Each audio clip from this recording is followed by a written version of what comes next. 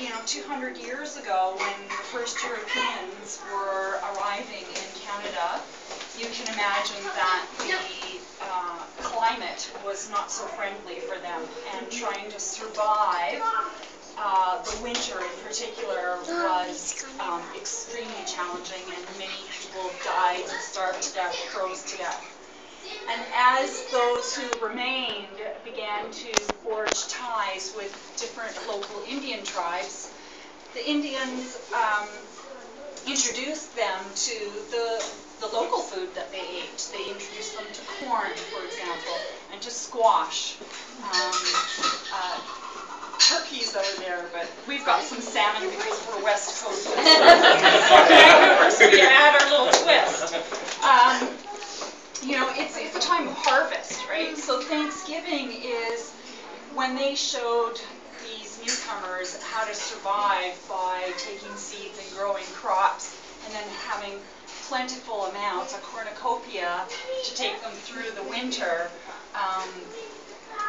It was really the way that they were able to survive in this new land and build a new life. And now, today, when the harvest comes in, which is right now in Canada, we celebrate that, not just that we have the harvest, but that we have family that we love and friends that we love, and just our health and a place that we can call home. Well, right? So we're here. We're all come from different places. So I wanted to be able to share that with as many of you as possible. You may not all have a chair to sit down on, because I was inviting before I counted chairs. But I hope you don't mind.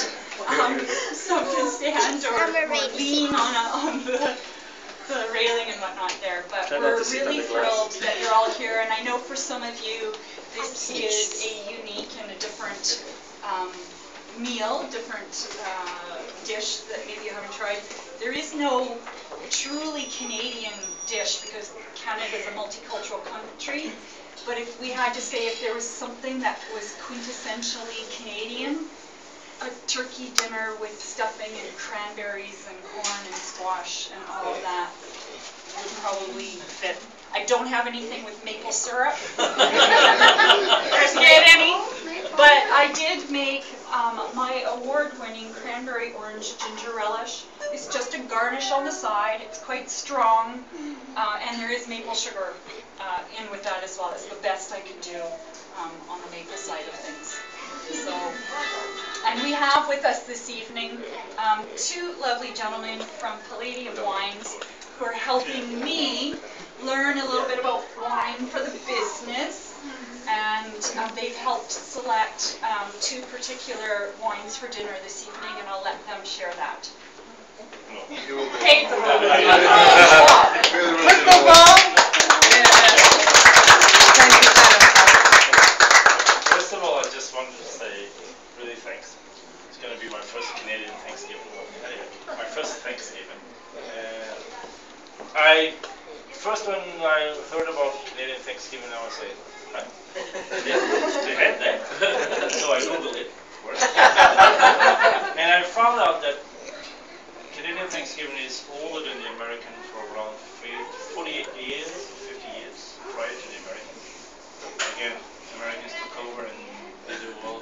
Everything is from commercials, advertising. But anyway, I think it's, for us, it's a privilege and it's an honor to be here.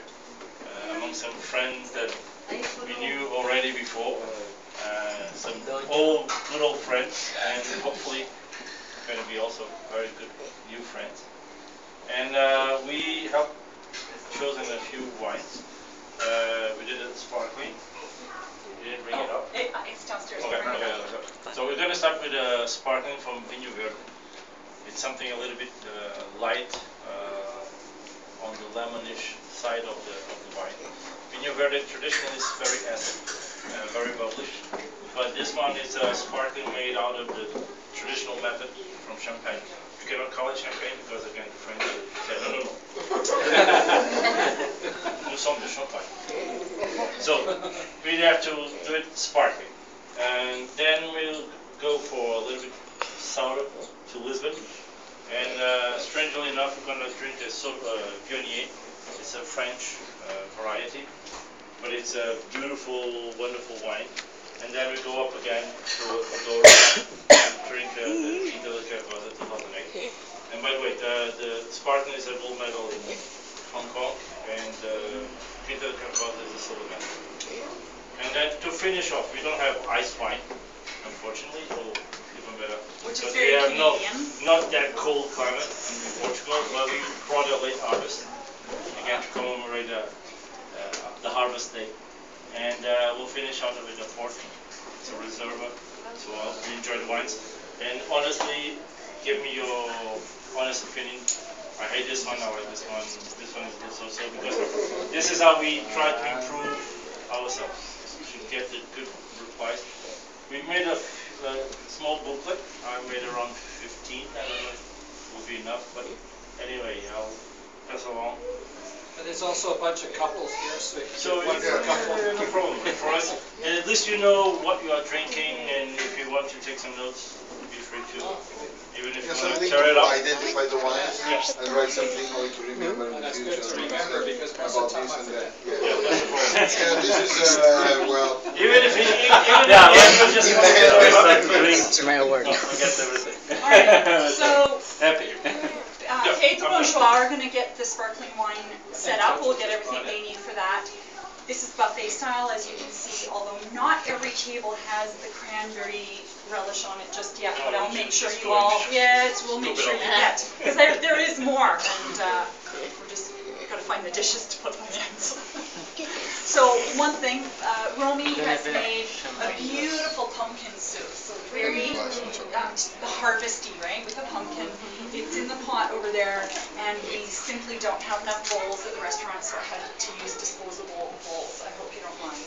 So if you want to start there, bread, and then just work your way through, we'll get some serving utensils for some of the things that don't have them right now. But you better get started because it's starting to get cold.